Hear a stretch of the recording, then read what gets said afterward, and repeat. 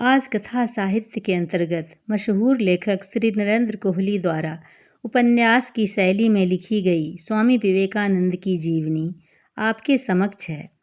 रामकृष्ण परमहंस के महान शिष्य स्वामी विवेकानंद ने भारत माता को अपमानित और कलंकित करने वालों के देश में पहुंचकर उनकी जनता की पंचायत में उनकी भूल दर्शाई और अपनी भारत माता के गौरव को स्थापित किया। आज समाज का युवा वर्ग मानवीय मूल्य विहीन भ्रष्टाचारपूर्ण वातावरण में रहते रहते टूट चुका है। विभ्रांत, दिशाहारा और आत्मग्लानि से भरा हुआ वह खो चुका है अपने आत्मविश्वास और अपनी आत्मश्रद्धा को। इसीलिए भारत की अर्थव्यवस्था, राजनीतिक स्वच्छता, शिक्षा प्रणाली की गहनता, संस्कृति और परंपराएं आज लुप्त हो चुकी हैं। ऐसे समय में स्वामी विवेकानंद की वाणी आशाओं की किरणें फैलाती, युवकों के हृदय में हर्ष उल्लास भरती, उसे सुख शांति के पथ पर यथार्थ दिशा में परिचालित कर उसका आत्मविश्वास, आत्मश्रद्धा लौटाने में समर्थ है, सक्षम है। तो आइए लेखक की इस अनुपम कृति के द्वारा उन सारी प्रक्रिया को जानें, समझें और अपनी मातृभूमि को अपना तन मन धन अर्पण करें। भाग 1। स्वामी विवेकानंद। गंगा का जल था कि अंधकार में एक विराट अंधकार का सागर बह रहा था। तट पर एक ओर कुछ बजरे बंधे खड़े थे, उनमें से छनकर मंद सा प्रकाश बाहर आ रहा था। नरेंद्र ने अपनी दृष्टि फेर ली। दूर धारा के मध्य एक बजरा था जो न चल रहा था और न ही खड़ा था। वह मुग्ध दृष्टि से उसे देखता रहा और फिर जैसे उसकी आंखों में एक विकट तृष्णा झलकी। आतुरता में उसने छलांग लगाई, जल ने फटकर उसके लिए स्थान बना दिया। नरेंद्र ने अपने कूदने के स्थान से 5-6 मीटर आगे जल में से सिर बाहर निकाला। वह वेग से धारा के बीच वाले बजरे की ओर तैरता चला गया। अंततः वह बजरे के निकट पहुंचा। बजरे से लगा लगा कुछ देर तैर कर जैसे उसके विषय में कुछ जानकारी प्राप्त करता रहा। फिर बजरे की पट्टी पकड़ उचक कर ऊपर आ गया। 2-1 छोटे कक्षों को निर्विघ्न पार कर नरेंद्र केंद्र में बने मुख्य कक्ष में आ गया। मध्य भाग में मूल्यवान कालीन बाघंबर बिछाए, पद्मासन लगाए महर्षि देवेंद्र नाथ ठाकुर ध्यान कर रहे थे। नरेंद्र उनके सम्मुख खड़ा हो गया। महाशय। महर्षि का ध्यान टूटा, आंखें खुलीं। वे विचलित थे और कुछ क्षुब्ध भी। उनके सामने जैसे कोई छाया खड़ी थी। उन्होंने अपने निकट रखी लालटेन उठाई। नरेंद्र के चेहरे पर पूरा प्रकाश पड़ा। सिर से पैर तक भीगा हुआ, कपड़े शरीर से चिपक गए थे। उसके बालों और वस्त्रों से पानी टपक रहा था और उससे फर्श पर बिछा कालीन गीला हो रहा था। नरेंद्र नाथ दत्त, तुम इस समय यहाँ? आप मुझे जानते हैं महर्षि? ब्रह्म समाज के उत्सवों में तुम्हें गाते हुए सुना है, वे बोले। किंतु आधी रात को गंगा की मध्य धारा में खड़े बजरे में तुम? मुझे आपसे एक प्रश्न पूछना है महर्षि। रुक नहीं सका, तैरकर आए हो। इस समय नौका कहाँ मिलती? देवेंद्र नाथ प्रसन्न खींच के साथ बोले। इतना विकट है तुम्हारा प्रश्न? मेरे जीवन मरण का प्रश्न है, पूछो। नरेंद्र उनके निकट चला गया। अपनी दृष्टि से जैसे उन्हें चीरते हुए बोला। संसार का लक्ष्य है इंद्रिय भोग, धन संपत्ति, सोना चांदी, प्रासाद, हाथी घोड़े, दास दासियां, वस्त्राभूषण, भोजन व्यंजन, कामिनी कंचन। पर मनुष्य के जीवन का लक्ष्य क्या है? देवेंद्र नाथ उसकी ओर देखते रहे, कुछ बोले नहीं। क्या मानव जीवन का लक्ष्य है इनमें लिप्त न होना, इन सब का त्याग, विसर्जन? हाँ पुत्र, ये सब बंधन हैं, वे जीवात्मा को बांधते हैं। भोग से मुक्ति ही जीवन का लक्ष्य है। अर्थात सन्यासी का जीवन, हिमालय की गुफा, वलकल वस्त्र, सिर पर जटाएं, तपस्या, ईश्वर से प्रेम, ईश्वर की भक्ति, ईश्वर के दर्शन, ईश्वर का साक्षात्कार। हाँ, ईश्वर के दर्शन, ईश्वर का साक्षात्कार। आपने ईश्वर को देखा है? नरेंद्र ने जैसे झपट कर पूछा। देवेंद्र नाथ उसकी ओर देखते रह गए, कोई उत्तर दे नहीं पाए। नरेंद्र का स्वर कुछ और प्रबल हो गया। आपने ईश्वर का साक्षात्कार किया है? महर्षि ने उसकी ओर देखा और जैसे सायास अपने हृदय का सारा माधुर्य वाणी में उड़ेला। पुत्र, तुम्हारे नेत्र एक योगी के नेत्र हैं। नरेंद्र ने भी उनकी ओर देखा। उसकी आंखों में निराशा और कठोरता थी। तुम ध्यान करो पुत्र, मैं तुम्हारे लिए एक महान योगी का भविष्य देख रहा हूँ। नरेंद्र की आंखों की कठोरता का भाव और भी सघन हो गया। उसमें निराशा उतर आई। उसने एक शब्द भी नहीं कहा और वापस जाने के लिए मुड़ गया। सुनो पुत्र, इस अंधेरे गंगा में मत कूदना, देवेंद्र नाथ ने पीछे से कहा। किंतु नरेंद्र रुका नहीं, वह चलता चला गया। रुक जाओ, मत कूदो, देवेंद्र नाथ ने पुनः कहा। कूद कर ही खोजना होगा, खोजकर कौन कूदता है, नरेंद्र ने जाते जाते कहा। रविवार के दिन प्रातः ही हेडो तालाब के किनारे एक गोरा पादरी सड़क पर भाषण की मुद्रा में खड़ा था। वह मदारी के समान भीड़ इकट्ठी हो जाने की प्रतीक्षा कर रहा था। छितरे छितरे से लोग इधर उधर आते जाते दिखाई पड़ रहे थे। कुछ उसके निकट आ गए थे, कुछ उत्सुकता से उसकी ओर देख रहे थे। सहसा पादरी बोला, हमारा ईश्वर इस सारे संसार को बनाता है, सूरज, चांद और सितारे बनाता है, इस सारी कायनात को बनाता है और हिंदुओं के ईश्वर को बनाता है, इनका कुम्हार। नरेंद्र के पग थम गए। उसने दृष्टि उठाकर पादरी की ओर देखा, किंतु व्यर्थ के झमेले से बचने के लिए उसने स्वयं को बलात् आगे धकेला। पादरी के शब्द अब भी उसके कानों में पड़ रहे थे। वह गंदा कुम्हार अपने पैरों से रौंद कर इस गंदी मिट्टी से एक घटिया सी मूर्ति बना देता है और हिंदू उसकी पूजा करने लगते हैं, उसके सम्मुख माथा टेकने लगते हैं। वह उनका ईश्वर हो जाता है। नरेंद्र सब कुछ अनसुना कर चुपचाप आगे बढ़ जाना चाहता था, किंतु उसके पैरों में जैसे रोक ही लग गई। हिंदू का धर्म है या राक्षसों का अघोर तंत्र? पति अपनी पत्नी को प्रतिदिन पीटता है, किसी दिन अधिक क्रोध आ जाए तो उसे जीवित जला देता है। वह नहीं जलाता तो उसकी मृत्यु के बाद उसके संबंधी उसकी पत्नी को सती बनाने के नाम पर जीवित जला देते हैं। यह कोई धर्म है? अब नरेंद्र स्वयं को रोक नहीं पाया। उसने पादरी को तीखी दृष्टि से देखा। पादरी को घेर कर खड़े उसकी बातें सुन रहे लोगों पर भी एक घृणा की दृष्टि डाली और भीड़ को धकियाता सा उस पादरी के सामने जा खड़ा हुआ। क्या प्रत्येक हिंदू पति अपनी पत्नी को जीवित जला देता है? पादरी ने उपेक्षा से उसकी ओर देखा और उदंडता से कहा, हाँ, जला देता है। तो फिर इतनी सारी सुहागिनें जीवित कैसे हैं? नरेंद्र ने उसे डांटा। सारी विधवाओं को जीवित जला दिया जाता है तो तीर्थ स्थलों और मंदिरों में इतनी सारी विधवाओं की भीड़ कहाँ से आ जाती है? मंदिर जाता ही कौन है? पादरी बोला। हम तो यही जानते हैं कि हिंदू लोग अपनी पत्नियों को जला देते हैं। कुछ मूर्खों के दुष्कर्मों के कारण तुम सारे हिंदू समाज को कलंकित कर रहे हो। जो जलाता है उस अपराधी को दंडित न करवाकर तुम हमारे धर्म को कलंकित करने में लगे हो।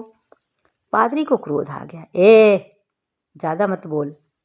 समाज की कुप्रथाओं को धर्म पर आरोपित करना न्याय नहीं है। नरेंद्र उग्र हो उठा। अंग्रेजों को शराब पीते देखकर हमने भी तो कभी ईसा को मदिरापान का समर्थक नहीं कहा, न ही ईसाई समाज को पियक्कड़ माना।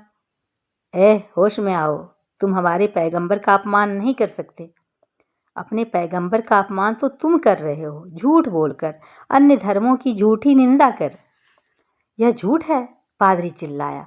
क्या तुम्हारे यहाँ सती प्रथा नहीं है? ऐसी कोई प्रथा होती तो प्रत्येक घर में पत्नियां पति के शव के साथ चितारोहण कर रही होती। नरेंद्र बोला। सती वह नहीं होती जो पति के शव के साथ चितारोहण करती है।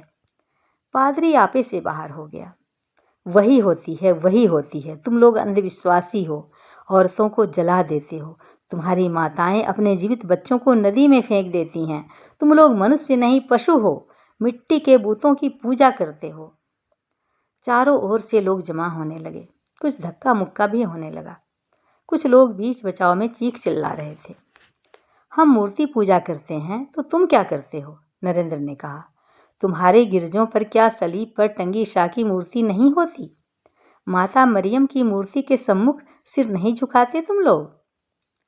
जुबान संभाल कर। अंग्रेजों के राज्य में तुम एक पादरी का अपमान कर रहे हो।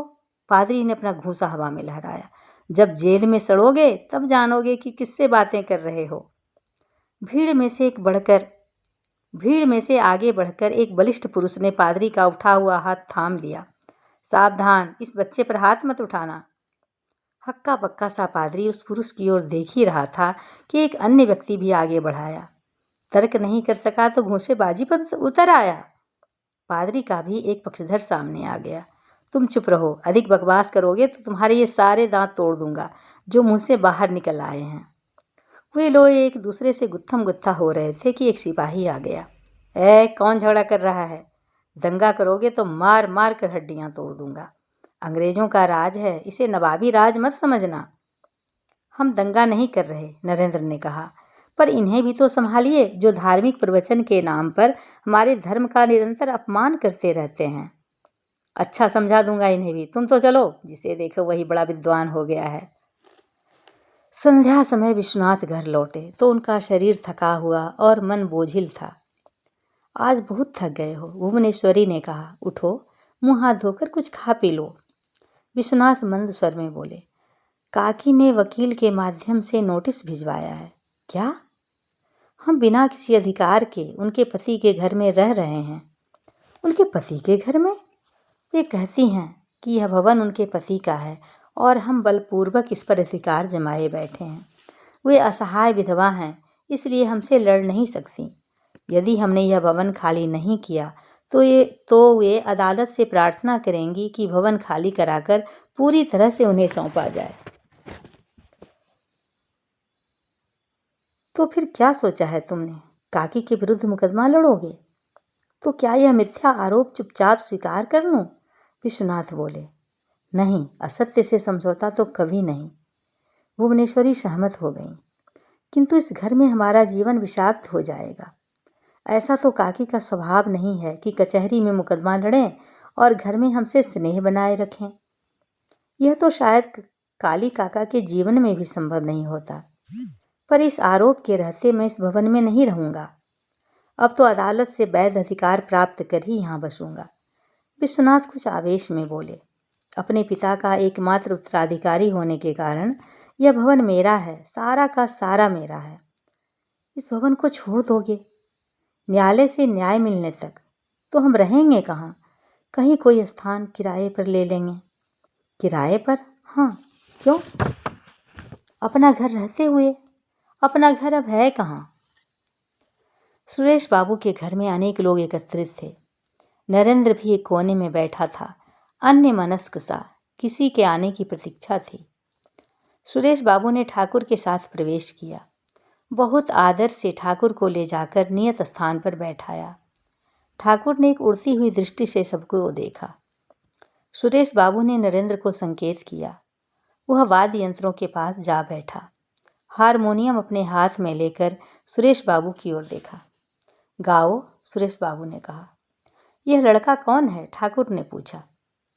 यह नरेंद्र नाथ दत्त है ठाकुर, कॉलेज में पढ़ता है। इसके पिता विश्वनाथ दत्त हाई कोर्ट में अटर्नी का काम करते हैं।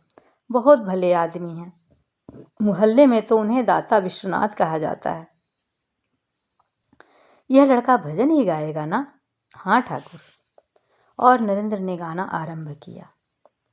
रहना नहीं देश वीराना है, यह संसार कागज की पुड़िया, बूंद पड़े घुल जाना है। यह संसार कांटों की बाड़ी, उलझ पुलझ मरी जाना है। यह संसार झाड़ो झांकर आग लगी बरी जाना है। कहत कबीर सुनो भई साधो, सतगुरु नाम ठिकाना है। रहना नहीं देश वीराना है। ठाकुर पूरी तन्मयता से नरेंद्र का भजन सुन रहे थे। भजन समाप्त होने पर ठाकुर ने कमरे में बैठे लोगों पर दृष्टि डाली। उनकी दृष्टि रामचंद्र दत्त पर रुकी। संकेत से उन्हें अपने पास बुलाया। इस लड़के को लेकर दक्षिणेश्वर आना। सुना सुरेश, इसे लेकर दक्षिणेश्वर आना। अच्छा ठाकुर, अवश्य लाऊंगा। ठाकुर जाने के लिए उठ खड़े हुए। चलते हुए नरेंद्र के पास रुके। तुम बहुत अच्छा गाते हो। उन्होंने नरेंद्र के दोनों हाथ पकड़कर बारी बारी उन्हें उलट पलट कर देखा, जैसे कुछ खोज रहे हों। तुम बहुत अच्छे लड़के हो। किसी दिन दक्षिणेश्वर आना, माँ काली का दर्शन करना। आएगा ना? नरेंद्र को उनका यह सारा व्यवहार कुछ विचित्र लग रहा था। उसे तो सुरेश बाबू ने मात्र एक भजन गाने के लिए बुलाया था और वह पड़ोसी धर्म के नाते चला आया था। यह दक्षिणेश्वर जाने की बात बीच में कहाँ से आ गई? वह चुपचाप उनकी ओर देखता रहा। आएगा ना? अवश्य आना, ठाकुर ने आग्रह किया। नरेंद्र ने अनायास ही स्वीकृति में अपना सिर हिला दिया। इस वृद्ध की बात को क्या टालना। नरेंद्र, तुम्हारा विवाह हो रहा है। नरेंद्र ने चौंक कर उन्हें कुछ विचित्र दृष्टि से देखा। क्यों, क्या मेरी सूचना ठीक नहीं है? रामचंद्र दत्त बोले। बाबा मेरा विवाह करना चाहते हैं, किंतु मैंने अभी हाँ नहीं की है। अभी नहीं करना चाहते, बाद में करोगे? कब? बाद की बाद में देखी जाएगी। अभी तो दादा मन में विवाह की कल्पना भी नहीं है। लड़की सांवली है इसलिए। नरेंद्र ने चकित होकर रामचंद्र दत्त की ओर देखा। मैं तो समझ रहा था कि बात चलाने से पहले बाबा मेरा मन भांप रहे हैं। पुत्र के विवाह के लिए पिता अपने पुत्र से अनुमति लेता है क्या? नहीं, अनुमति नहीं, मेरी इच्छा जानने के लिए। लड़की देखी जा चुकी है। उसका वर्ण कुछ सांवला है। क्षतिपूर्ति के लिए कन्या के पिता 10 सहस्त्र रुपये देने को प्रस्तुत हैं। 10 सहस्त्र रुपये? क्या विश्वनाथ दत्त जैसे बड़े आदमी के इतने सुदर्शन और गुणवान पुत्र का इतना दाम भी नहीं आंका जाएगा? नरेंद्र चुपचाप उनकी ओर देखता रहा। तुम्हारे बाबा ने भी मुझसे चर्चा की थी, किंतु कन्या के पिता ने तो मेरे घुटने पकड़कर अनुनय के स्वर में गंभीर आग्रह किया है कि मैं किसी प्रकार तुम्हें सहमत कर लूं, समझाऊं, मनाऊं और आवश्यक हो तो थोड़ा दबाव भी डालूं। क्या बाबा को रुपयों की इतनी आवश्यकता है? नहीं जानता। उन्होंने इस विषय में मुझसे कोई चर्चा नहीं की है।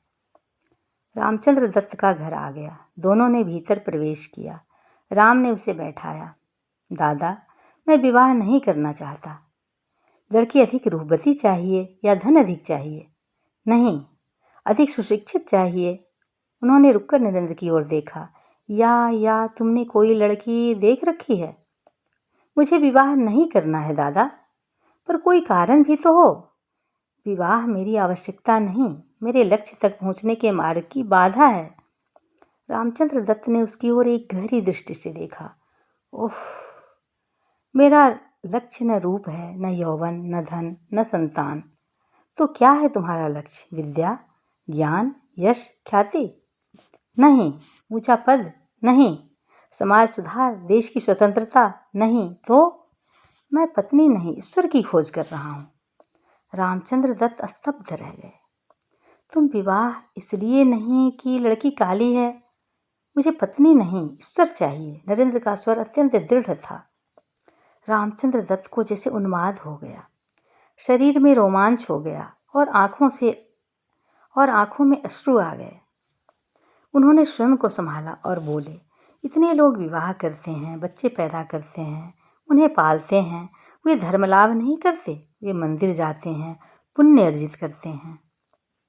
वे मंदिर जाकर प्रसाद पाते हैं, ईश्वर नहीं। मैं ईश्वर को पाना चाहता हूँ, साक्षात, अपनी कल्पना या भावना में नहीं, प्रत्यक्ष। वह उठकर खड़ा हो गया।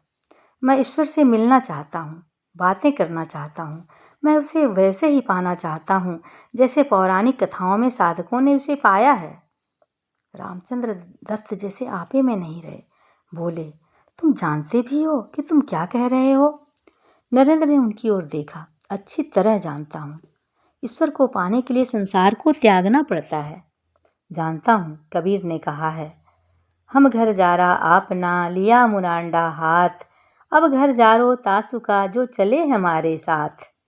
मैं भी किसी ऐसे व्यक्ति को खोज रहा हूँ जो अपना घर जला चुका हो और अब मेरा घर भी जला सके। इस मार्ग की कठिनाइयाँ जानते हो? जानता नहीं हूँ, किंतु जो हैं उनके लिए तैयार हूँ। सुख आराम छोड़ सकता हूँ, घर बार से नाता तोड़ सकता हूँ, भोजन और निद्रा का त्याग कर सकता हूँ, आवश्यकता पड़ने पर प्राण भी दे सकता हूँ। और कुछ?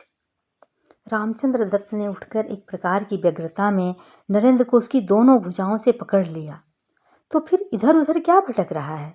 ईश्वर को पाना है तो दक्षिणेश्वर जा और ठाकुर के पैर पकड़ ले। किंतु नरेंद्र में किसी प्रकार का कोई उत्साह नहीं जागा। क्यों? मैंने सुना है दादा, दक्षिणेश्वर के काली मंदिर का वह पुजारी एकदम गंवार है। रुककर राम की ओर देखा, किंतु राम ने तत्काल कोई उत्तर नहीं दिया।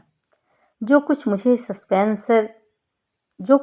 स्पेंसर, हैमिल्टन, लॉक के दर्शन ग्रंथों में नहीं मिला, वह मुझे उस पुजारी से मिल जाएगा। वे उन दार्शनिकों को नहीं जानते, किंतु वे भगवान को जानते हैं। नरेंद्र ने चौंक कर उनकी ओर देखा। यह बात तो उसने कभी नहीं सुनी थी, किंतु उसे सोचना चाहिए था कि भक्त और दार्शनिक दो पृथक प्रकार के लोग होते हैं। तर्क प्रधान वैज्ञानिकों और बुद्धिजीवियों के इस लोक में, इस बौद्धिक युग के मध्य, इस पगले ठाकुर ने शायद यही सिद्ध करने के लिए अवतार ग्रहण किया है कि ईश्वर प्राप्ति के लिए बहुत बुद्धि, ज्ञान और तर्क की आवश्यकता नहीं होती। वह तो मात्र निर्मल हृदय से प्राप्त हो जाता है। आप उनका इतना सम्मान करते हैं? नरेंद्र का मन जाने क्यों गदगद हो उठा। हाँ, तुम्हें क्या बताऊं, उनके चरणों में बैठकर मैंने क्या पाया है। आप कहते हैं तो चला जाऊंगा, किंतु यदि उसने रसगुल्लों से मेरा उचित सत्कार नहीं किया तो मैं उस गंवार को ऐसा पाठ पढ़ाऊंगा कि वह भी याद रखेगा। नरेंद्र ने कहा, ठीक है, जो मन में आए करना। कब चलोगे? सोचकर बताऊंगा, किंतु बाबा को समझा दें कि नारी जाति मेरे लिए केवल मातृ जाति है। मैं नारी को और किसी दृष्टि से देख ही नहीं सकता। सुरेंद्रनाथ मित्र की बगधी दक्षिणेश्वर पहुंची। बगधी में से नरेंद्र तथा उसके 3 मित्र प्रियनाथ, मोती तथा दाशरथी सन्याल उतरे। रामचंद्र दत्त सबके पश्चात बगधी से उतरे। नरेंद्र ने देखा कि मंदिर में घेर में प्रवेश करते ही सुरेश और राम दोनों ही अतिरिक्त श्रद्धा से नत हो गए। सिर झुकाए और हाथ जोड़े दर्शन के लिए मंदिर के भवन की ओर चले। नरेंद्र और उसके मित्र उस ओर नहीं गए। नरेंद्र के मन में अतिरिक्त सावधानी थी और उसके मित्रों के चेहरे पर उपेक्षा और ऊब के भाव थे। वे लोग ठाकुर के कक्ष के सामने जाकर रुके। कमरा लोगों से भरा हुआ था। लोग फर्श पर बैठे हुए पूरी तन्मयता से ठाकुर की बातें सुन रहे थे। ठाकुर पूर्व की ओर मुंह किए तख्त पर बैठे थे और प्रसन्न वदन ईश्वर की चर्चा कर रहे थे। जब एक बार हरिनाम या राम नाम लेते ही रोमांच हो जाता है, आंसुओं की धारा बहने लगती है, तब निश्चित समझो कि संध्यादि कर्मों की आवश्यकता नहीं रह गई है। तब कर्म त्याग का अधिकार पैदा होता है। कर्म आप ही आप छूट जाते हैं। उस अवस्था में केवल राम नाम, हरि नाम और केवल ओंकार का जप करना ही पर्याप्त है। संध्या वंदन का लय गायत्री में होता है और गायत्री का ओंकार में। नरेंद्र का सावधानी का कवच कब लुप्त हो गया, उसे ध्यान ही नहीं रहा। वह ठिठक कर ध्यान से सुनने में लीन हो गया। ठाकुर की दृष्टि भी नरेंद्र पर पड़ी। तुम वहाँ बैठो। नरेंद्र अपने मित्रों के साथ कक्ष में प्रवेश कर चटाई पर बैठ गया। ठाकुर उनका निरीक्षण कर ही रहे थे कि सुरेश बाबू उनके निकट आ गए। ठाकुर, यह वही नरेंद्र है जिसने उस दिन मेरे घर पर गीत गाया था। हाँ, अच्छा भजन था वह। ठाकुर ने नरेंद्र की ओर देखा। और क्या सीखा है? कोई बांग्ला भजन भी गाते हो? बांग्ला गीत तो भी 2-4 ही सीखे हैं, तो उन्हीं में से कोई गाओ। बाजा उठा लो। ठाकुर ने कोने की ओर संकेत किया। नरेंद्र ने बाजा उठा लिया और गाया, मन चलो निज निकेतने, मन चलो निज निकेतने। गीत के मध्य ठाकुर अंतर्मुखी हो गए और गीत समाप्त होते होते ठाकुर की चेतना बहिर्मुखी हो गई। वे अपने आसन से सहसा उठे और नरेंद्र की ओर चल पड़े। सबका ध्यान उस ओर चला गया। क्या कर रहे हैं ठाकुर? ठाकुर नरेंद्र के पास आ गए। नरेंद्र चकित सा रह गया। ठाकुर ने बिना कुछ कहे नरेंद्र का हाथ पकड़ उसे उसके स्थान से उठा लिया और खींचते हुए से कमरे के बाहर बरामदे में उत्तर की ओर ले चले। ठगे से नरेंद्र की बाँह पकड़ उसे लगभग घसीटते हुए से वे एक कमरे में प्रवेश कर गए। उसकी बाँह छोड़कर कमरे के कपाट का सांकल चढ़ा दिया ताकि कोई बाहर से भीतर न आ सके। वे नरेंद्र की ओर पलटे। उनकी आंखों से आनंद के अश्रुओं की धारा बहने लगी थी। वे किसी अत्यंत घनिष्ठ व्यक्ति के समान उपालंब भरे स्वर में बोले, तू इतने दिनों पश्चात आया। मैं किस प्रकार तेरी प्रतीक्षा करता रहा तो सोच भी नहीं सकता। नरेंद्र भौचक सा उनकी ओर देखता रह गया। जाने वे क्या कह रहे थे। विषयी मनुष्यों की व्यर्थ की बकवास सुनते सुनते मेरे कान जले जा रहे हैं और अपने मन की बात किसी से न कह सकने के कारण मेरा पेट फूलता जा रहा है, ठाकुर कह रहे थे। आवाक नरेंद्र चकित दृष्टि से उन्हें देखता रहा। ठाकुर जैसे रो ही पड़े और अगले ही क्षण वे नरेंद्र के सम्मुख हाथ जोड़कर खड़े हो गए। मैं जानता हूँ प्रभु, आप वही पुरातन ऋषि नररूपी नारायण हैं। जीवों की इस दुर्गति से उद्धार करने के लिए आपने पुनः संसार में अवतार लिया है। नरेंद्र स्तंभित ही रह गया। जाने ये क्या कह रहे हैं। और सहसा ठाकुर ने कहा, ठहरो, यहीं मेरी प्रतीक्षा करना, कहीं जाना नहीं। ठाकुर ने कपाट खोले और वेग से बाहर चले गए। नरेंद्र ने चैन की सांस ली। किस पागल खाने में फंस गया हुआ है। उसने विचित्र सी शक्लें बनाई, किंतु न तो बाहर निकलने का कोई प्रयत्न किया और न ही उस विषय में कुछ सोचा। उसका मन विनोदपूर्ण चंचल बालक के समान जैसे अपने आप से बातें कर रहा था। मैं किसके दर्शन करने चला आया? यह तो सर्वथा उन्मत्त व्यक्ति है, पगला। मैं विश्वनाथ दत्त का पुत्र नरेंद्रनाथ दत्त हूँ और ये मुझसे इस प्रकार वार्तालाप कर रहे हैं जैसे मैं अभी अभी आकाश से उतरा कोई देवता हूँ। ठाकुर लौट आए। उनके हाथों में मक्खन, मिश्री तथा मिठाई थी। वे अपने हाथ से स्वयं ही आतुरतापूर्वक नरेंद्र को मिठाई खिलाने की चेष्टा करने लगे। खाओ। नरेंद्र ने उनका हाथ थामने का प्रयत्न किया। आप मिठाई मुझे दे दीजिए, मैं अपने मित्रों के साथ बांटकर खाऊंगा। इस प्रकार उनसे छिपकर एकांत में खाना शोभनीय नहीं है। वे लोग भी खाएंगे, पहले तुम तो खा लो। ठाकुर ने हाथ बढ़ाया, किंतु नरेंद्र ने तत्काल मुंह नहीं खोला। थोड़ा मक्खन उसके मुख पर लिपट गया। बाध्य होकर उसने मुख खोल दिया। ठाकुर खिलाते रहे और उनके आग्रह के सम्मुख सर्वथा असहाय होकर नरेंद्र खाता रहा। बोल, तू शीघ्र ही एक दिन मेरे पास आएगा, अकेला आएगा ना? बोल, ठाकुर ने कहा। आऊँगा, शीघ्र आना, अधिक विलंब मत करना और अकेले आना। नरेंद्र ने स्वीकृति में सिर हिला दिया। ठाकुर ने कमरे के कपाट खोल दिए और बाहर आ गए। नरेंद्र भी उनके पीछे पीछे बाहर निकला। वे दोनों लौटकर अपने अपने स्थान पर इस प्रकार सहज भाव से बैठ गए जैसे विशेष कुछ भी घटित ही न हुआ हो। देखो तुम लोग, नरेंद्र सरस्वती के प्रकाश से किस प्रकार दीप्तमान है, सहसा ठाकुर ने कहा। लोग चकित होकर नरेंद्र की ओर देख रहे थे। उसके मित्रों के चेहरे पर उपहास का भाव था। रामचंद्र दत्त तथा सुरेश बाबू प्रसन्न थे। नरेंद्र ने एक बार चकित होकर ठाकुर की ओर देखा और संकोच से सिर झुका लिया। रात को निद्रा से पूर्व क्या तुम्हें कोई प्रकाश दिखाई देता है? ठाकुर ने नरेंद्र से पूछा। जी हाँ, नरेंद्र ने कुछ विस्मित होकर पूछा। क्या अन्य लोगों को दिखाई नहीं देता? ठाकुर ने उसके प्रश्न का कोई उत्तर नहीं दिया, जैसे अपने आप से ही बोले, सब कुछ सिद्धांतानुकूल है। उन्होंने दृष्टि उठाकर उपस्थित लोगों की ओर देखा। देखो, यह लड़का अपने जन्म से ही ध्यान सिद्ध है।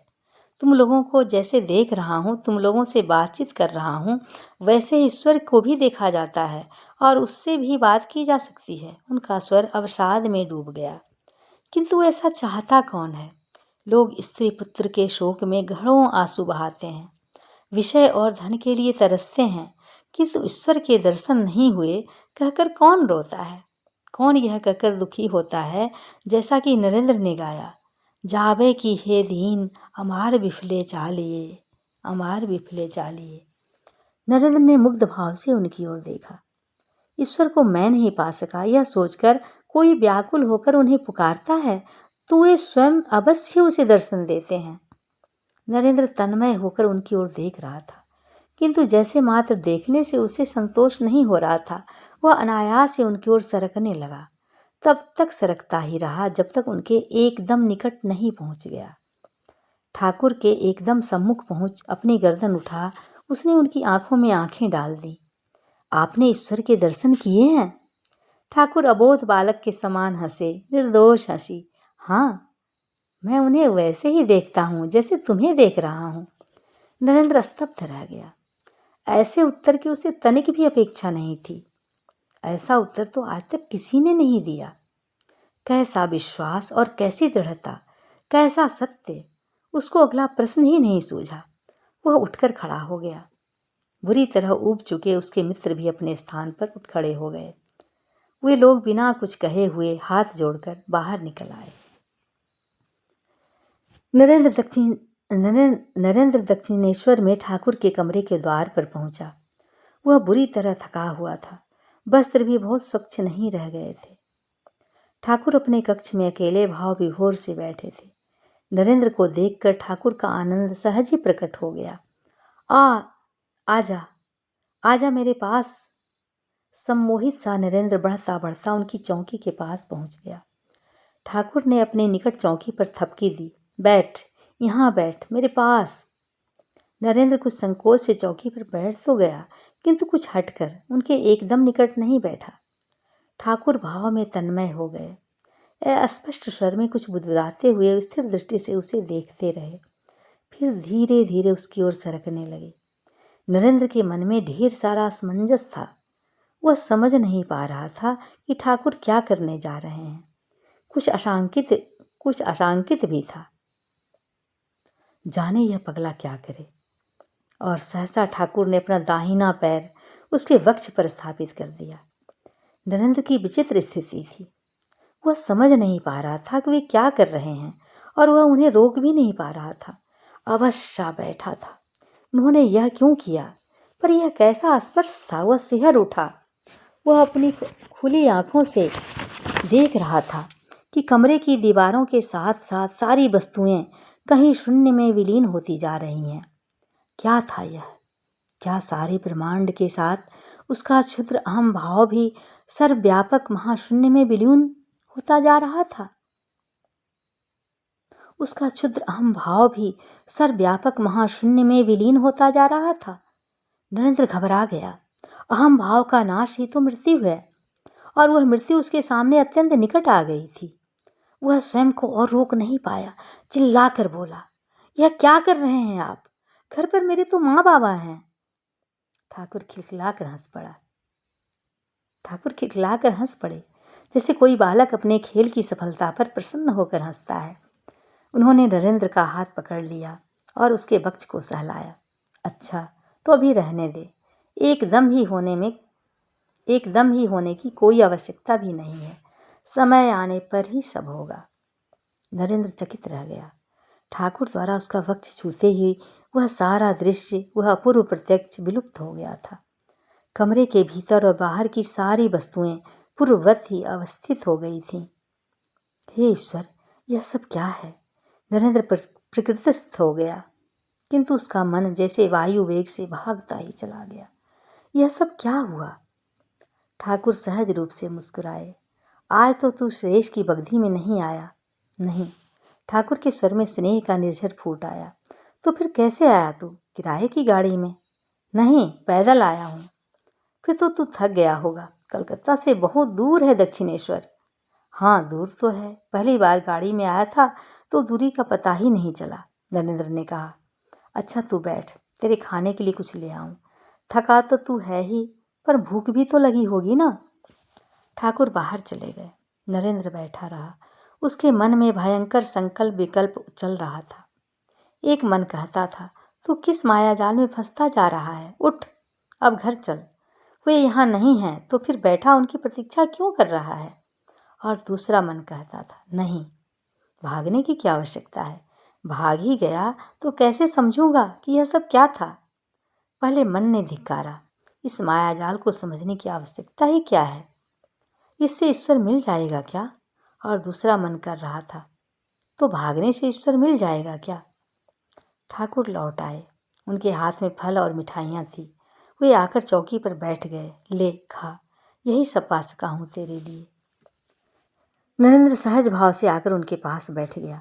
वह समझ नहीं पा रहा था कि वह उनके इस स्नेहपूर्ण आमंत्रण को स्वीकार करना नहीं चाहता या कर नहीं सकता। ठाकुर ने उसकी ओर देखा।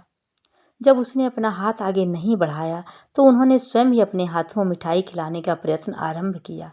खा, ले खा। नरेंद्र को भूख लगी थी। खाना तो उसे था ही, इसलिए वह खा रहा था, किंतु बच्चों के समान इस प्रकार उनके हाथों से नहीं खाना चाहता था। संकोच उसे छोड़ नहीं रहा था। मन निरंतर बोल रहा था, विचित्र है ये, स्वयं अबोध शिशु के समान है, समाज का शिष्टाचार नहीं जानते या मुझे छोटा सा बालक समझते हैं। अंततः नरेंद्र ने कुछ अपने हाथों से खाया और कुछ ठाकुर ने उसे अपने हाथों से खिलाया। खा पीकर नरेंद्र उठ खड़ा हुआ। अच्छा, अब चलूं? ठाकुर के चेहरे की नैसर्गिक प्रसन्नता तत्काल विलीन हो गई। अभी से? नरेंद्र हंसा। मुझे कलकत्ता लौटना भी तो है, अभी से नहीं चलूंगा तो कब पहुंचूंगा। ठाकुर ने तथ्य को स्वीकार किया। कुछ सहज हुए। बोल, फिर शीघ्र ही आएगा तो? नरेंद्र के असमंजस ने उन्हें पुनः आ घेरा। क्षण भर के लिए कुछ सोचता खड़ा रहा, फिर बोला, आऊंगा। ठाकुर नरेंद्र को साथ लिए गंगा किनारे टहलते रहे। वे उस समय अत्यंत चपल मन स्थिति में थे। छोटी छोटी चीज़ों की ओर नरेंद्र का ध्यान खींच रहे थे। कभी गंगा की किसी लहर की ओर इंगित करते, कभी जल के ऊपर कूद आई किसी मछली को दिखाते। फूलों और पक्षियों में आज उनकी कुछ अधिक ही रुचि जाग गई थी।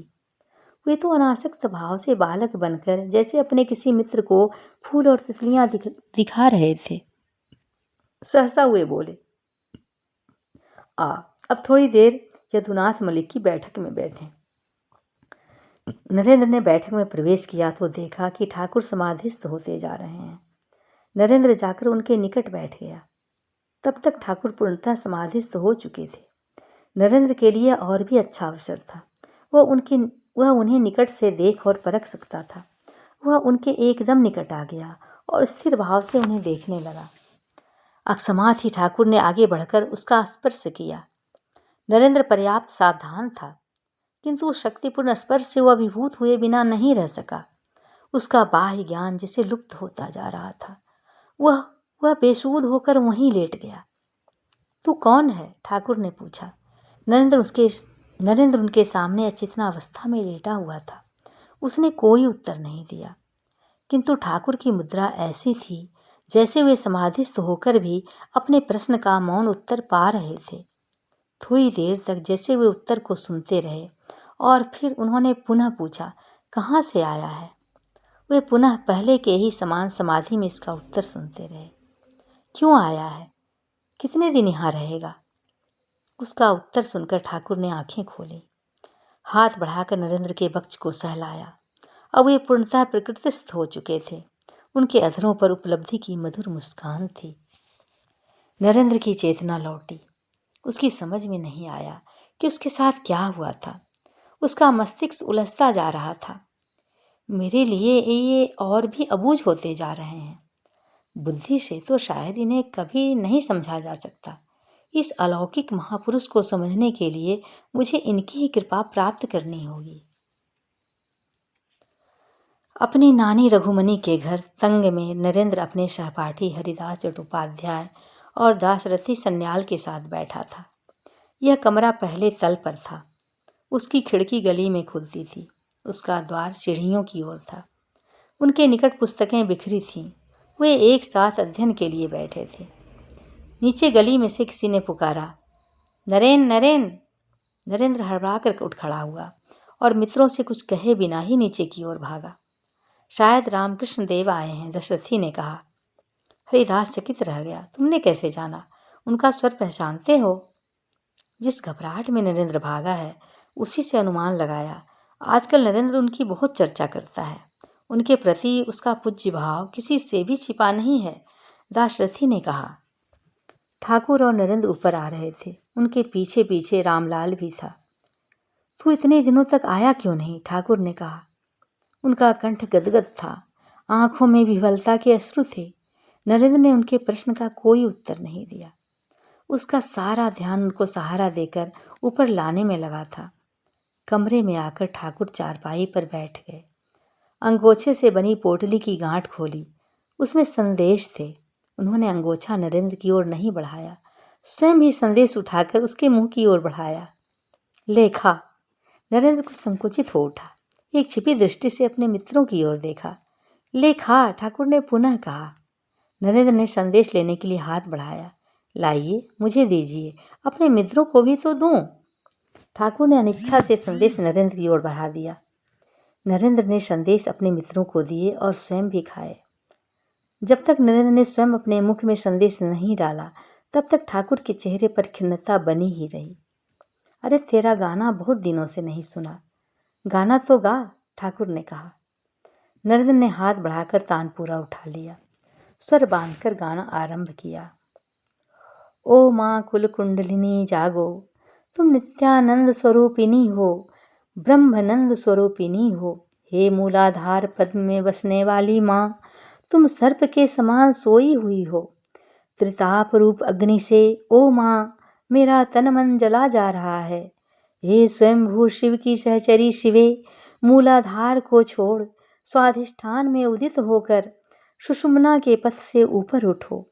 फिर माँ मणिपुर, अनाहत, विशुद्ध और अज्ञा चक्रों से होते हुए मस्तक में पहुंचकर परम शिव के साथ युक्त हो जाओ। हे सच्चिदानंद दायिनी, वहां पर आनंद के साथ क्रीड़ा करो। गीत आरंभ होते ही ठाकुर भावस्थ होने लगे थे और क्रमशः हुए पूर्ण समाधि में चले गए। उनकी वह स्थिति देखकर दाशरथी और हरिदास घबरा गए। दाशरथी भागकर पानी ले आया और छींटे देकर ठाकुर की चेतना लौटाने का प्रयास करने वाला ही था कि नरेंद्र ने उसके हाथ पकड़ लिया। इसकी आवश्यकता नहीं है। तो वे अचेत नहीं, भावस्थ हुए हैं। भजन सुनकर उनकी चेतना लौट आएगी। नरेंद्र ने पुनः गाया। एक बार तेमनी तेमनी तेमनी करे नाचो माँ श्यामा। ठाकुर क्रमशः प्रकृतिस्थ हुए। नरेंद्र ने गाना रोक दिया। दक्षिणेश्वर चलेगा? चलना, ठाकुर ऐसे बोले जैसे अभी कुछ घटित ही ना हुआ हो। नरेंद्र ने कोई उत्तर नहीं दिया। तू कब से नहीं आया? ठाकुर ने आग्रह किया। चलना, अभी लौट आना। नरेंद्र के मित्र चकित भाव से नरेंद्र और ठाकुर की ओर देख रहे थे। वे लोग तो यहाँ पढ़ने आए थे और ठाकुर, वे शायद उन्हें पढ़ने नहीं देंगे। नरेंद्र ने तानपुरा यथास्थान रख दिया और जाने के लिए उठ खड़ा हुआ।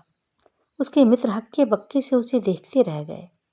नरेंद्र ठाकुर को सहारा देता हुआ सीढ़ियों की ओर ले चला। विश्वनाथ और नरेंद्र भोजन कर चुके तो हाथ धो कुल्ला कर विश्वनाथ एक कुर्सी पर बैठ गए। अपने घर, कॉलेज तथा समाज से बचा हुआ समय भगवान को अर्पित किया जाता है और तुम हो कि भगवान से बचे हुए समय को घर, कॉलेज और समाज को देना चाहते हो, क्योंकि भगवान मेरे लिए अधिक महत्वपूर्ण है। भगवान की ओर अधिक पग बढ़ाकर जिन लोगों ने सांसारिक सफलता पाई है वह पाप और पाखंड के माध्यम से ही पाई है। मैं नहीं चाहता कि तुम भी वैसा करो, विश्वनाथ बोले। मैं सांसारिक सफलता के लिए तो ब्रह्म समाज या काली मंदिर नहीं जाता, तो ईश्वर को खोजने जाता हूँ। विश्वनाथ को नरेंद्र की बात सुनकर सहज होने में कुछ समय लगा। तुम अपनी यह खोज कुछ समय के लिए स्थगित नहीं कर सकते? भगवान कहीं भागे तो नहीं जाते? कारण, पारिवारिक और सामाजिक दायित्व पूरे कर लो, फिर अवकाश होने पर ईश्वर को खोजना। विश्वनाथ बोले, अभी ध्यान से पढ़ाई करो। विश्वविद्यालय में प्रथम आना भी तुम्हारे लिए कठिन नहीं है। कानून पढ़ो, उच्च शिक्षा के लिए विलायत जाओ, लौटकर अच्छी प्रैक्टिस करो। उससे क्या होगा? विवाह करो, भगवान तुम्हें मुझसे कहीं अधिक सुख समृद्धि दें। सुख समृद्धि आप यही चाहते हैं? कोई पिता अपने पुत्र के लिए और क्या चाहेगा? मैं नहीं चाहता कि तुम एक सन्यासी के बहकावे में आकर भिखारी हो जाओ। अबोध बालक नहीं हूँ मैं कि कोई मुझे बहका ले जाए। अबोध बालक तो नहीं हो, किंतु बहकाए जा सकते हो। तभी तो दक्षिणेश्वर का वह सन्यासी तुम्हारे कमरे में आकर तुम्हें ब्रह्मचर्य का उपदेश देता है। ठाकुर, तुम्हारी नानी ने स्वयं अपने कानों से सुना है। अब यह मत कह देना कि वे झूठ बोल रही हैं। नहीं, वे झूठी नहीं हैं, किंतु ठाकुर मुझे बहका नहीं रहे, वे मुझे मार्ग दिखा रहे हैं। मुझे वह सब नहीं चाहिए बाबा, जिसका प्रबंध आप मेरे लिए कर रहे हैं। नरेंद्र कमरे से निकलकर आंगन में आ गया। वहाँ भुवनेश्वरी उसकी प्रतीक्षा ही कर रही थी। उसे देखते ही उस पर झपट पड़ी। तुम्हारे पिता भी कोई धन पिशाच नहीं है। उन्होंने भी जीवन भर धन का भी तनिक लोभ नहीं किया है, न मोह रखा है। जिस पर परिवार का दायित्व होता है उसकी अनेक चिंताएं होती हैं। वही समझता है धन की आवश्यकता को। माँ, तुम्हारे बाबा ने निमाई चरण बोस अटर्नी एट लॉ के अधीन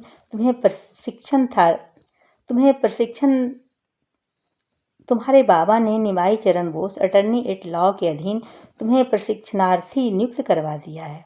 ईश्वर चंद्र विद्यासागर महाशय के मेट्रोपॉलिटन इंस्टीट्यूशन के विधि संकाय में तुम्हारा नाम लिखवा दिया है। इधर बीए पास करो, उधर कानून की शिक्षा भी हो जाएगी। बीए के पश्चात तुम कानून की पढ़ाई में अधिक समय नहीं लगाना पड़ेगा और कुछ समय निकालकर तुम उनके साथ निमाई काका के साथ कभी कभी हाई कोर्ट भी चले जाया करो, ताकि तुम्हारा प्रशिक्षण हो सके। तुम्हारे बाबा को डॉक्टर ने विश्राम करने के लिए कहा है। क्या हुआ है उन्हें? छाती में कभी दर्द होता है। मेरा भी विचार है कि उन्हें विश्राम करना चाहिए, नरेंद्र ने कहा। पर वे तो एक के पश्चात एक दायित्व अपने ऊपर लेकर अपना बोझ बढ़ा रहे हैं। कौन सा दायित्व? उन्हें मेरा भविष्य बनाने के लिए इतनी चिंता नहीं करनी चाहिए। नरेंद्र बाहरी द्वार की ओर बढ़ गया। वहीं से बिना पीछे मुड़े बोला, नानी के घर जा रहा हूँ। भुवनेश्वरी सांकर लगाकर मुड़ी तो देखा कि विश्वनाथ कमरे से बाहर निकल आंगन में आ रहे हैं। मैं यह नहीं कहता कि उसे हमारी कोई चिंता नहीं है या वह उदंड हो गया है, किंतु उसके मन में जो धुन समा गई है वह उसे और किसी दिशा में देखने ही नहीं देती। वे बोले, इस अवस्था में सारे लड़के ऐसे ही होते हैं। जब पत्नी आ जाएगी, पैरों में बेड़ी पड़ेगी तो अपने आप सब कुछ ठीक ठीक सूझने लगेगा। पैरों में बेड़ी डलवाने वाला कोई लक्षण दिखता भी है तुम्हें? मुझे तो उसका काली मंदिर के परमहंस से मिलना जुलना भी हितकर नहीं लगता। वहाँ जाता रहा तो हमारे काम का नहीं रहेगा। यह तो आज ही जाना कि संतान का धर्म की ओर बढ़ना भी माता पिता को चिंतित कर देता है। नरेंद्र हाथ में अष्टावक्र संहिता लिए ठाकुर के पास बैठा था। यह कैसी पुस्तक दे दी है आपने महाराज? यह तो घोर नास्तिकता है। ऐसा क्या है रे इसमें? ठाकुर लीलापूर्वक बोले। अष्टावक्र कहते हैं, मैं अद्भुत हूँ। मैं स्वयं को नमस्कार करता हूँ, जिसका कभी क्षय नहीं होता और जो ब्रह्मा से लेकर तृण तक के नष्ट हो जाने पर भी जीवित रहता है। वे अपने शिष्य राजा जनक से कहते हैं, संसार तुमसे उत्पन्न होता है जैसे समुद्र से बुलबुले उत्पन्न होते हैं। तो क्या हो गया? वे बोले, जीव अपने आप को सृष्टा समझे, इससे बड़ा पाप और क्या हो सकता है? मैं ईश्वर हूँ, तुम ईश्वर हो, जन्म मरणशील सारे पदार्थ ही ईश्वर हैं। इससे बड़ी तर्क विरोधी बात और क्या हो सकती है? ऐसी बात कोई संतुलित बुद्धि से कह सकता है क्या? ठाकुर हंसे। तू इस समय उनकी बातें स्वीकार न करना चाहे तो ना कर, पर ऋषियों को ब्रह्म ज्ञान हुआ था। लेश मात्र भी विषय बुद्धि हो तो ब्रह्म ज्ञान नहीं होता। तू उन ऋषि मुनियों की निंदा और ईश्वर के स्वरूप की तीसरी क्यों करता है? कोई ईश्वर के किसी भी विचित्र रूप की कल्पना कर ले तो क्या मैं उसे ही स्वीकार कर लूं? ईश्वर के जिस स्वरूप में तुझे निष्ठा स्थापित की है वही उनका एकमात्र रूप है। तू सर्वज्ञ है, तेरी बुद्धि के बाहर ज्ञान है ही नहीं। जो तुझसे मतभेद रखते हैं वे सब अज्ञानी और मूर्ख हैं, किंतु ईश्वर का वह स्वरूप मानव बुद्धि को स्वीकार्य तो हो। मानव की बुद्धि जानती ही कितना है। अपनी बुद्धि पर नहीं, ईश्वर की दया पर विश्वास रख। तू सत्य स्वरूप भगवान को पुकारता चल। उसके पश्चात वे जिस रूप में तेरे सामने प्रकट हों उसी पर विश्वास कर। नरेंद्र ने कोई उत्तर नहीं दिया। वो अपनी खींच के मारे और चर्चा भी नहीं करना चाहता था। ठाकुर को वहीं बैठा छोड़ उनके कमरे से निकलकर नरेंद्र टहलता हुआ हाजरा के कमरे की ओर गया। ठाकुर के कमरे से कुछ हटकर हाजरा का कमरा था। हाजरा अपने कमरे में अकेला बैठा हुक्का पी रहा था। उसने द्वार पर नरेंद्र को देखकर उत्साहपूर्वक उसका स्वागत किया। आओ आओ नरेंद्र। नरेंद्र ने मुस्कुराने का प्रयत्न किया। कुछ विचलित दिखलाई पड़ते हो। क्या गदाधर से कुछ कहा सुनी हो गई? ठाकुर ने आज कुछ अद्भुत बातें बताई हैं। नरेंद्र हंसा। वे चाहते हैं कि मैं भी उन पर विश्वास कर लूं। ऐसी कौन सी अद्भुत बात है? कुछ कथा कहानी। गांव के अनपढ़ किसानों के लिए तो वह सब ठीक है। उन बेचारों ने कभी कुछ पढ़ा नहीं, सोचा नहीं, जाना नहीं, पर तुम सब कॉलेज के लड़के गदाधर की विचित्र बातों पर कैसे विश्वास कर लेते हो? वह कहता है कि मनुष्य की बाहों को तौलकर वह उसकी आत्मा तक को परख लेता है। वे कहते हैं संसार में जो कुछ भी है सब कुछ ईश्वर का है। ईश्वर के अतिरिक्त यहाँ और कुछ भी नहीं है। जो कुछ भी दिखाई पड़ रहा है वह सब ईश्वर का है। नरेंद्र हंसा।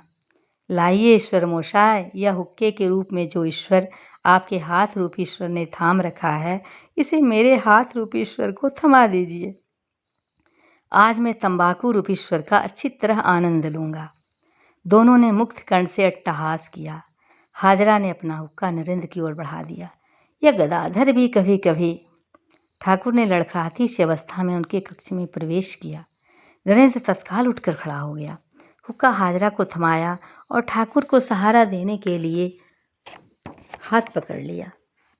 ठाकुर के स्पर्श मात्र से उसके भीतर जैसे अनेक झंझावात एक साथ उठ खड़े हुए।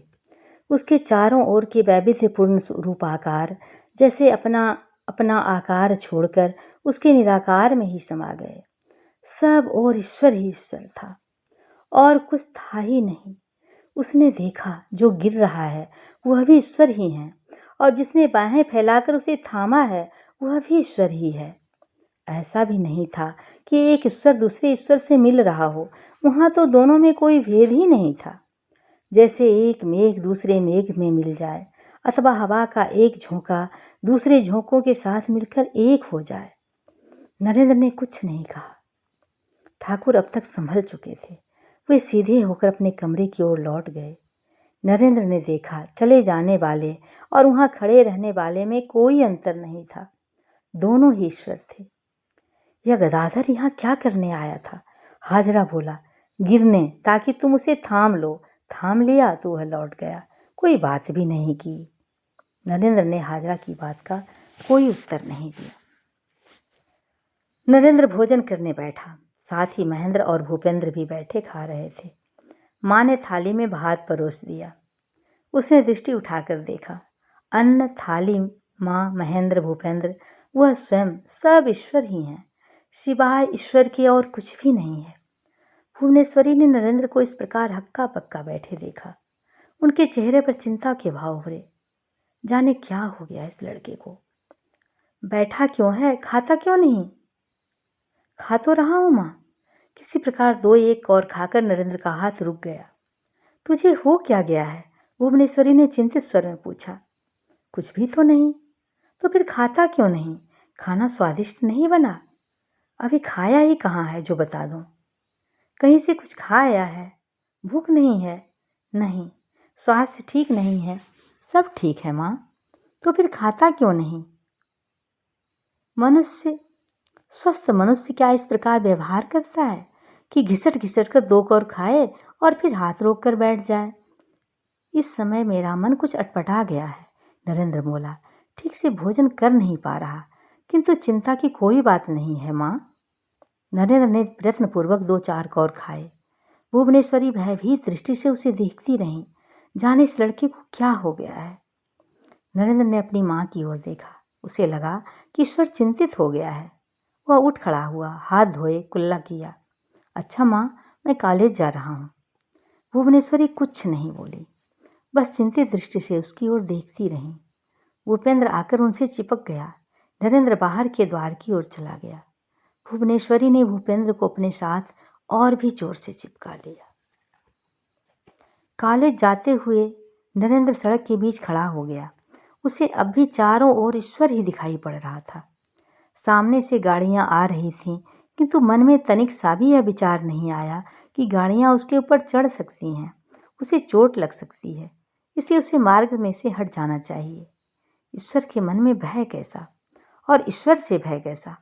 गाड़ीवान खींच कर उसे बचाते थे, झपट झपट कर उसे डांटते थे। मार्ग चलते लोग उसकी बाँह पकड़कर उसे किनारे की ओर खींच लेते थे। वह कॉलेज पहुंचा। कॉलेज में भी उसकी वही स्थिति रही। अध्यापकों और लड़कों में तो कोई भेद लगता ही नहीं था। बेंचों और लड़कों में भी कोई भेद दिखाई नहीं पड़ता था। जो कुछ अध्यापक हैं वही तो लड़के भी हैं। फिर जाने क्यों अध्यापक उन्हें लगातार कुछ न कुछ पढ़ाने और बताने का प्रयत्न कर रहे हैं।